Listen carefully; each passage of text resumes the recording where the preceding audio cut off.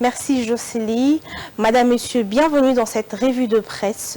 Les journaux parus ce jeudi 11 avril 2024 traitent différents sujets. Formation du gouvernement, la population devient de plus en plus impatiente, constate Forum de Zas, qui pense que l'attente de l'annonce du nouveau gouvernement a dépassé le paroxysme. Jamais on n'a connu pareille situation depuis 2006, année du début de la vraie démocratie du pays. La population s'élève pour réclamer un réel changement. Toujours sur les volets diplomatiques, l'agence congolaise des presses titre que RDC-Ukraine vers la réactivation de la coopération traditionnelle, militaire et technique.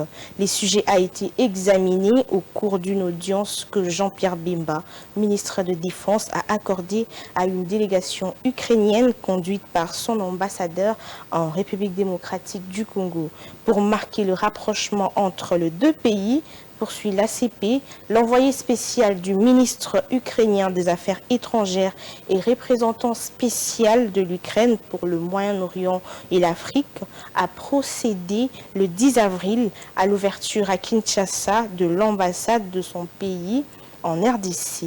Prenons un autre sujet, mais cette fois-ci avec actualité.cd pour sa part qui titre que 4 personnes sont mortes suite au déraillement d'un train, c'est mercredi 10 avril, au PK36 sur la route Kisangani-Ubundu dans la province de la Chopo, a appris actualité.cd. Selon l'administrateur du territoire d'Ubundu, Verdot Yamulamba, qui livre l'information, le train a déraillé suite à l'état vétusté de la voie ferrée. Cette dernière est dangereuse car datant de l'époque coloniale, a ajouté l'administrateur du territoire.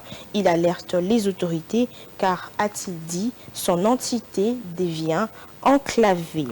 On revient en diplomatie et pour clôturer cette revue de presse, la nouvelle première ministre Judith Suminwa Tuluka a échangé hier mercredi avec la ministre belge des Affaires étrangères Habib Labib en visite officielle en République démocratique du Congo, rapporte Mediacongo.net. À la fin de leur entretien, Adja Labib a exprimé la solidarité du gouvernement belge pour permettre à Madame Judith Suminwa de faire face aux défis de son gouvernement.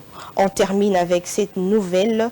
10 bus Made in DRC seront mis à la disposition de Transco ce jeudi. Information à lire dans le journal Info 27. Madame, Messieurs, merci de votre attention soutenue. C'est la fin de la lecture de nos journaux. À très vite sur Mondico Télévision.